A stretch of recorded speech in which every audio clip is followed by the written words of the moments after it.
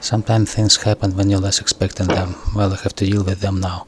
For those who just need to know which bolts you need to remove to replace the headlights, you can refer to this image. If your light bulb just went off, just follow instructions on the screen. Rock left and right the connector which connects the harness to light bulb. Then take off the cover. There is a spring which holding this light bulb to this position.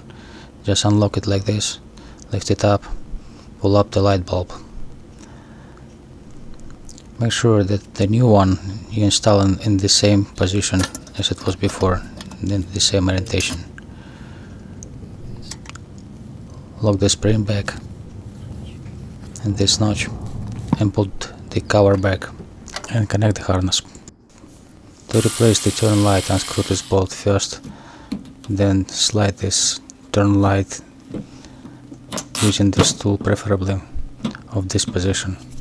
The turn light held by the back which goes into the hole, so you need to slide it toward front, not to break it. That would be the first step after removing the turn light. If you need to replace the headlights, use this 10mm to unscrew the headlight from this position. Remove the bracket which is holding the battery, so you would have a better access to this screw bolt. Use the locking pliers at the end of screw bolt and use 10mm to unlock the nut. Don't forget to disconnect the harness from light bulb. After removing turn light, you have access to this screw bolt. You need to remove the nut and just pull out the headlights like that. I got my replacement from Amazon.com from AM Auto Parts, and it fits for my 2000 Toyota Sienna, and it even includes the light bulb inside. I'm going to make sure the new adjusting bolt sits in the same position as it was on the old one. And after a little adjustment, I'm going to put this headlight back, matching the holes.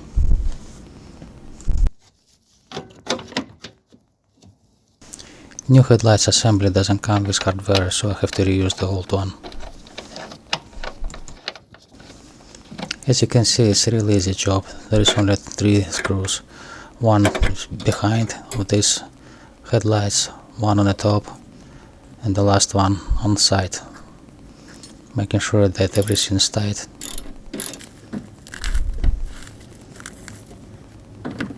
Remove the plastic. Insert the turn light like that, and just make sure that it's tight with screw bolt. As you can see, the new headlights sits a little bit further on the position, so I'm using this adjustment rod to control the tilt of headlights. Actually, you need to park your car against the wall and then use this adjustment rod to make sure that new light is not too high and not too low. You don't need the lack of the light in the front of your car or blind the drivers from the opposite traffic. Alright, that looks good. So the last but not least, don't forget to connect the harness back and check the light if it works. In the end, do not forget to put the battery holder bracket back.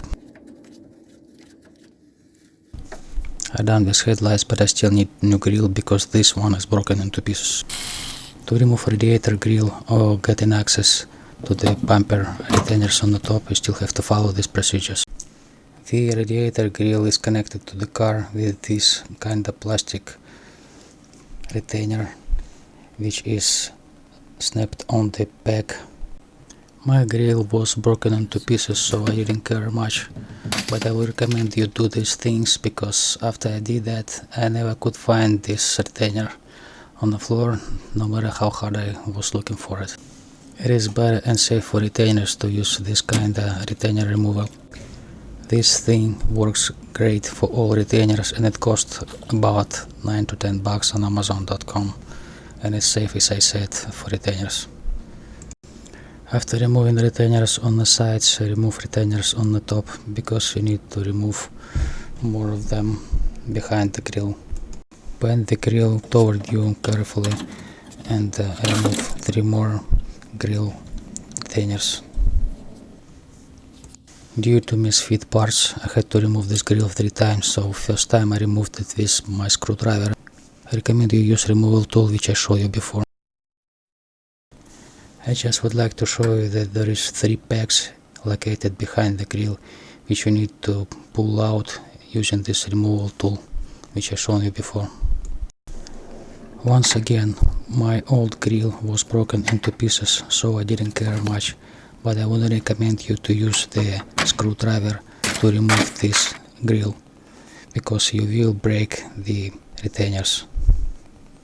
And if such thing happen, you may need to ask Toyota dealer to order for you this kind of retainers, or try this website and buy this retainer. I never bought this one because I used the retainers from the grill which I bought.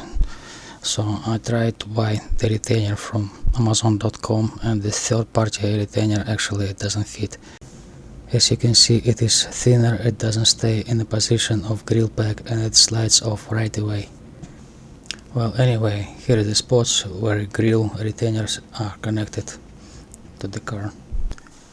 4 retainers on the top and 5 clips on the bottom.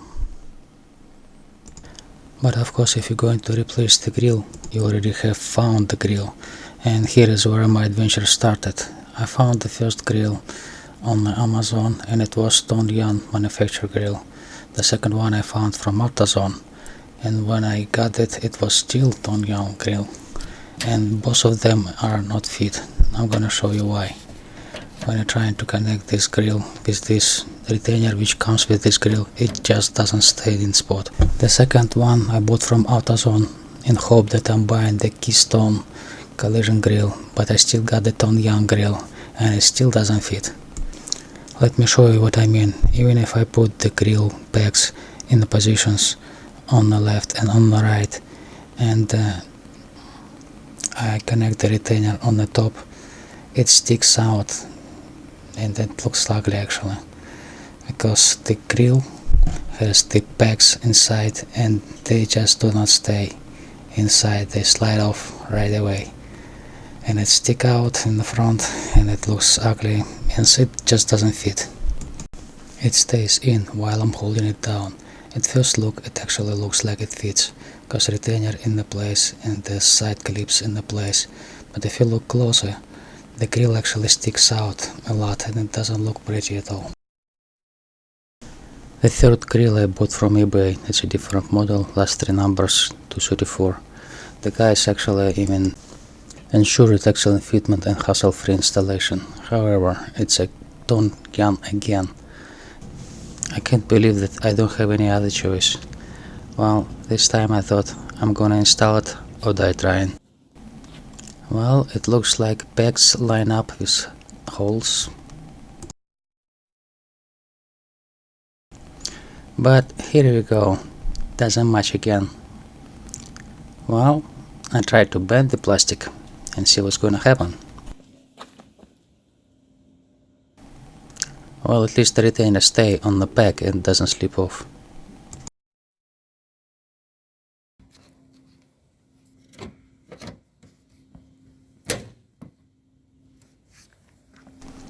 Okay, so far so good. And it looks like grill holes are lined up with car holes for retainers. All I need to do right now is just to snap in the pegs of grill in the middle and it have to fit. When I pushed grill in the middle, the peg on the left snapped off right away. This model of grill made of fragile plastic, and if you look carefully, old AM grill on the top and new Tong chrome grill on the bottom, it's total misfit. Lucky me, there was a hole in the spot where this peg was snapped off, providing an alternative way of connection this grill to the car. Tried plastic retainer, but it's not going to hold. So I found a screw bolt in my bulk collection. You need to make this hole fit for this screw bolt, of course. So I made it a little bit bigger, and of course I need to put the washer on this screw bolt so it wouldn't run through this hole. But as you can see, there is still mismatch and it would be a lot of stress on the plastic. So what did I do? To put the bolt in this place, I moved the fender on the left. So I unscrewed the 10mm bolt and put the plastic washer in this place, so that would create a little bit space in here. Stress on plastic relieved and the bolt hold this grill firmly. I was able to snap in 2 pegs with retainers and they hold in the middle. Snap in the rest of retainers on the top of this grill. The last step, you need to move all emblem from old grill to new one, if you still have it, if it's not ruined. The emblem on the old grill of Toyota has 2 pegs on the back. You need to make sure that your new grill has 2 holes for these 2 orientation pins. You cannot just push these 2 pegs down and remove the emblem. You need to use something like knife, any sharp object to remove this emblem, going around carefully because it's attached by glue. This is the face of your car, so be careful, do not scratch it, do not break it, just go around step by step, slowly. The emblem should be attached by flexible glue. That's why I was able to disconnect this emblem from grill.